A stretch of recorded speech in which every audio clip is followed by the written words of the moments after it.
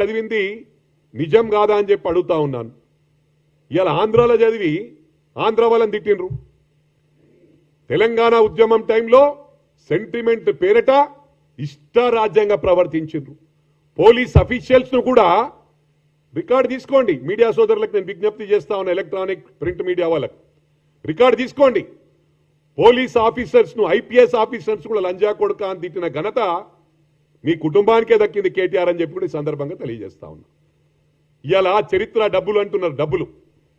డబ్బులతో కొనుగోలు చేసింది, సిస్టమ్ను స్పాయిల్ చేసింది.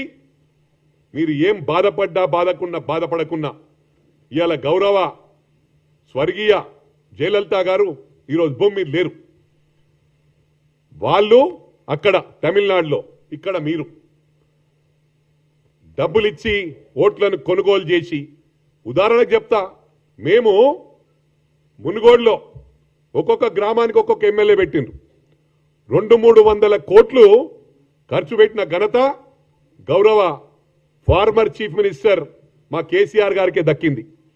సిస్టమ్ను స్పాయిల్ చేసింది మీరు, భాషను భ్రష్టు పట్టించింది మీరు.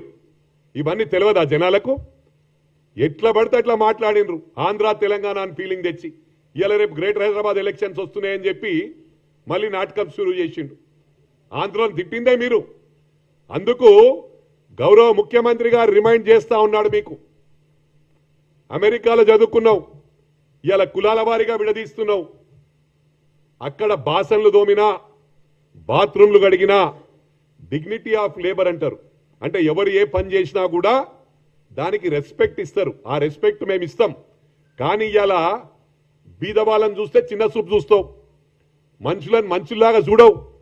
అందుకు మా గౌరవ ముఖ్యమంత్రి గుర్తు చేస్తా ఉన్నాడు. కట్టి ఇలా ఈ అహంకారం పోనందుకే ప్రజలు మ్యాండేట్ ఇచ్చారు. మన పంచాయతీ ఎలక్షన్స్ లో బ్రహ్మాండమైన రిజల్ట్ వచ్చింది మాకు. ఇవాళ మీరు అనుకుంటా ఉన్నారు దాని ఫ్రస్ట్రేషన్లో ఏదేదో మాట్లాడుతూ ఉన్నాం. గౌరవ ముఖ్యమంత్రి గారు ఏది చేసినా కూడా ఒక పద్ధతి ప్రకారం చేస్తాడు. కష్టపడి పైకి వచ్చిండి ఇవాళ. అందుకే బల్లగుద్ది మాట్లాడతాడు. మీరు మాట్లాడినందుకు మొగోనివా అదిదని మాట్లాడినావు నువ్వే.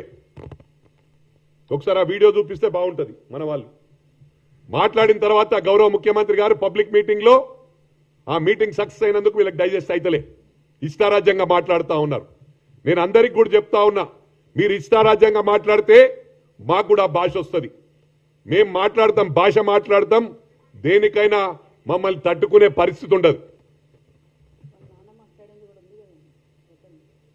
టోటల్ ఫ్యామిలీ మాట్లాడింది. ఫోన్ ట్యాపింగ్ గురించి ఇగో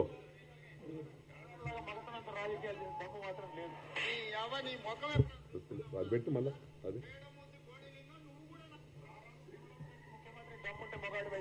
సిగ్గండి రాజకీయాలు తప్ప మగాళ్ళగా మగతనంత రాజకీయాలు దమ్ము మాత్రం లేదు. నీ ముఖం ఎప్పుడైనా చూసుకున్నావు అర్థంలా? పేడమూతి బోడిలింగం, నువ్వు కూడా నా గురించి మాట్లాడతావా? నీ స్థాయి. మీరు మాట్లాడిన తర్వాతనే శిఖండి అన్నారు. శిఖండి అంటే వాట్ డస్ ఇట్ మీన్? ఇవన్నీ గమనించాలా? అంటే మీరు మాట్లాడితేనేమో సంసారం, మేము మాట్లాడితే వ్యభిచారం. ఇవన్నీ కూడా ప్రజలు గమనిస్తా ఉన్నారు. ఇవాళ ఫోన్ ట్యాపింగ్ చేసింది వాస్తవం కాదా? మీ సొంత చెల్లెది, బావది కూడా వాళ్ళ ట్యాపింగ్ చేసిండ్రు, సినిమా యాక్టర్ల ట్యాపింగ్ చేసిండ్రు, అదేవిధంగా హీరోయిన్ల ట్యాపింగ్ చేసిండ్రు. ఎవరి ట్యాపింగ్ చేయలేదు చెప్పండి, ఎవరి ట్యాపింగ్ చేయలేదు చెప్పండి. చేసిన అన్ని ఇల్లీగల్ పనులు మీరే, అసైన్మెంట్ భూములు అమ్ముకుంది మీరే, దోసుకుంది మీరే, లక్షల కోట్లు అప్పు చేసింది మీరే. ఒకటి ప్రజలు గమనిస్తా ఉన్నారు. నేను మిమ్మల్ని అడుగుతా ఉన్నా, మనం మార్నింగ్ బ్రేక్ఫాస్ట్ చేస్తాం, మధ్యాహ్నం లంచ్ చేస్తాం, రాత్రి డిన్నర్ చేస్తాం. బ్రేక్ఫాస్ట్, లంచ్, డిన్నర్ 3 పూటలు ఒకటేసారి పెడితే తినగలుగుతామా మనం? మేం సిస్టమేటిక్ వేలో ఏవైతే పథకాలు హామీ ఇచ్చామో 200% వి గాట్ ఎనఫ్ టైం. 5 ఏళ్లల్లా we are going to create miracles. ఇవే కాకుండా చెప్పని కూడా అమ్మ కూడా ఆకలి అవుతుందని అన్నం పెడుతుంది. కానీ మా ప్రభుత్వం, మా గౌరవ ముఖ్యమంత్రి గారు అడగకుండానే వాళ్ళ సమస్య తెలుసుకొని పనిచేసే ముఖ్యమంత్రి, ఏకైక ముఖ్యమంత్రి రేవంత్ రెడ్డి గారు అని చెప్పి ఈ సందర్భంగా తెలియజేస్తా ఉన్నా. అరే ఒకటి గమనించాల, 10 సంవత్సరాల్లో వీళ్ళు ఏం చేసిర్రంటే సొంత విమానాలు వాళ్ళ సొంత ఫ్లైట్స్ కొనుక్కున్నారు. ప్రజలు గమనిస్తలేరా ఇవి?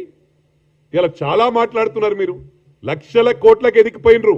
మా గౌరవ ముఖ్యమంత్రి ఏమంటుండంటే డిష్ వాషింగ్ చేయడం తప్పు కాదు, అక్కడ డిష్ వాషింగ్ చేసి లక్షల కోట్లు ఇడికెళ్ళి వచ్చినాయి.